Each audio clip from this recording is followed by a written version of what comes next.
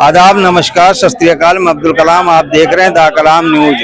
आज जंतर मंतर पे हम मौजूद हैं। आप देख सकते हैं चारों तरफ सांसद भवन में अम्बेडकर की प्रतिमा को हटाए जाने पर विरोध प्रदर्शन चल रहा है। जय भीम के नारे गूंज रहे हैं और प्रतिमा को हटाने का विरोध प्रदर्शन कर रहे हैं। लगातार लोग बाग कर रहे हैं, आप देख सकते हैं। आइए, आज सैकड़ों हजारों की तादाद में बहुजन समाज के लोग बाबा साहब की प्रतिमा को हटाने का विरोध कर रहे हैं। क्या कहेंगे उसमें? इन्होंने बहुत बड़ा अपराध किया है। बाबा साहब की प्रतिमा कोई ऐसे ही नहीं लगी है। बाबा साहब की प्रतिमा बड़े संघर्षों के बाद लगी है और बाबा साहब की प्रतिमा के लिए लड़ाई वीपी सिंह मौर्य ने भी लड़ी है। हमारे दूसरे संघर्षशील नेता भी लड़ते रहे। बाबा साहब की प्रतिमा के लिए राष्ट्रपति जो थे उन्होंने भी संघर्ष किया, सब जनता की राय मशवरे के साथ। और ये कहा जब पार्लियामेंट यहाँ पर है तो यहाँ पर बाबा साहब का संविधान भी है, तो बाबा साहब की स्टैचू होना यहाँ पर बहुत जरूरी है। तो इन चोरों ने बाबा साहब की प्रतिमा को, तो हम इनको जानते, ये बहादुर हैं, हमारे बहुजन समाज को ये राय मशवरे में लेते और ये कहते कि हम सौंदर्यीकरण करेंगे यहाँ पर और तब बाबा साहब की प्रतिमा लगाएंगे दोबारा अच्छे तरह से।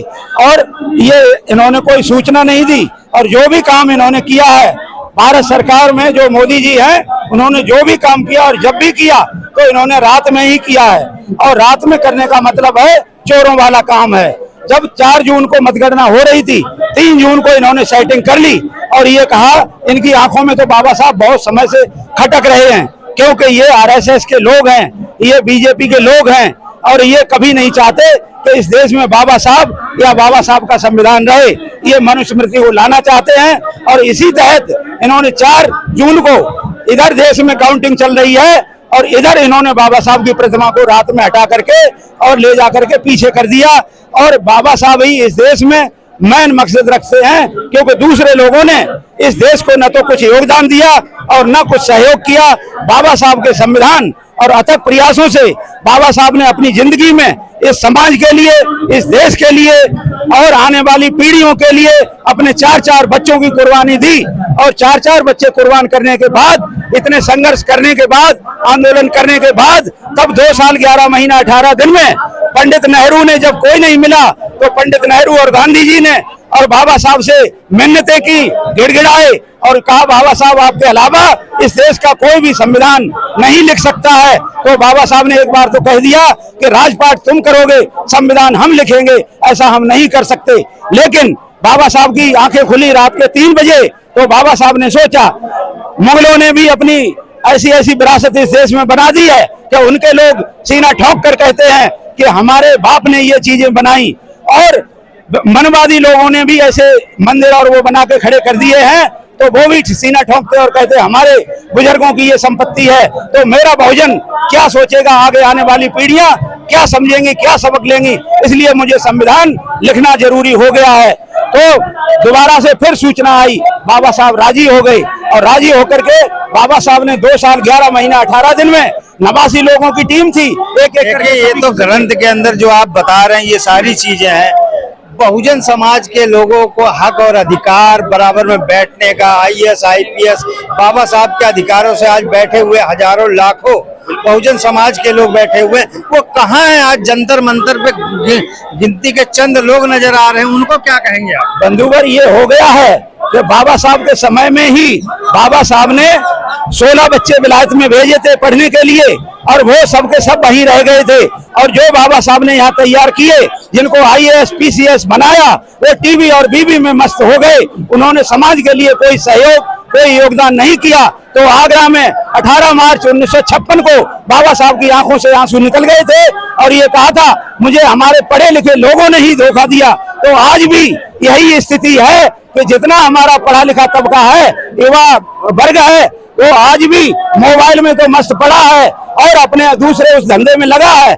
लेकिन समाज के लिए आप यहाँ पर नजर पसार कर देखेंगे तो यहाँ पर बुड्ढे ही बुड्ढे नजर आ रहे हैं, उम्र दराज लोग ही दिखाई दे रहे। आज युवा पीढ़ी यहाँ पर दिखाई नहीं दे रही है। तो हम लोग क्यों लड़ रहे हैं कि जिस दिन इनकी साजिश के तहत ये कहते हैं हम हिंदू राष्ट्र बनाएंगे, इस देश में मनुस्मृति लाएंगे, तो इस देश को ये गुलाम बनाने की साजिश है। तो आगे आने वाली पीढ़ियां जब कहेंगी कि देश हमारा गुलाम हुआ तो हमारे बुजुर्ग क्या करते रहे, इसके तहत हम लोग यहाँ पर आते हैं, अपना जो भी समय और काम धंधा छोड़कर और समाज के लिए जूझने मरने आते हैं, बाबा साहब के कुर्बानी के लिए जूझने मरने आते हैं। हमारे 250 सालों का महापुरुषों का संघर्ष है, उसको और संविधान को बचाने के लिए हम लोग आते हैं। बाबा साहब की स्टैचू को इन्होंने हटाया तो इनकी हम चूल्हे हिला देंगे और हम चैन से नहीं बैठेंगे और नहीं इनको चैन की नींद सोने देंगे, इनको मजबूर कर देंगे।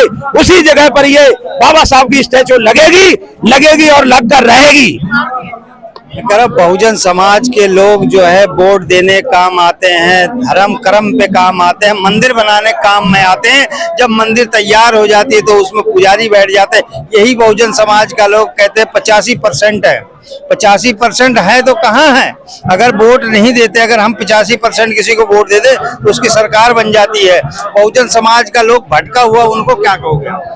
देखिए, इनकी विचारधारा हमको ये 85% जो इनको भटकाते हैं लोग, ये धर्म कर्म में फंसाते हैं। और मतलब बहुजन समाज का कमजोर इतना तबका है कि आज भी भटक रहा है। पढ़ लिख के बाबा साहब ने अधिकार दिया, कलम पकड़ना बताया और आज भी वो भटक रहे हैं। देखिए, बाबा साहब की विचारधारा को ये आने नहीं दे रहे। बाबा साहब की विचारधारा को ये दान देते हैं। कहीं ना कहीं बाबा साहब के विचारधारा के खून करने के नियत से ये काम उल्टे सीधे करवाते हैं।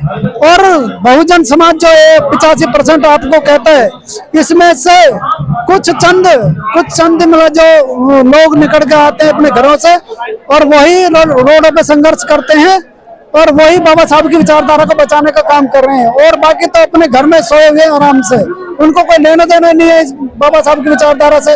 फायदा तो सब उठाते हैं, लेकिन बाबा साहब की विचारधारा को, बाबा साहब के संघर्ष को सब भूल जाते हैं। संघर्ष बाबा साहब के भूल जाते हैं। वही बाबा साहब है जिनकी प्रतिमा को हटाया गया उस पार्लियामेंट पे। हमारे 133-34 के करीब पार्लियामेंट मेंबर बैठे हुए हैं, उनके मुंह पे ताले लगे हुए हैं। आज बहुजन समाज का लोग रोड पे उतरा हुआ है बाबा साहब की प्रतिमा को लेकर कि हम वहीं लगाएंगे। अगर इन्होंने नहीं लगाया तो हम इससे बड़ा जन आंदोलन और बड़ा खड़ा करेंगे। इस वीडियो को ज्यादा से ज्यादा शेयर करें, चैनल को सब्सक्राइब करें। जय हिंद, जय भारत।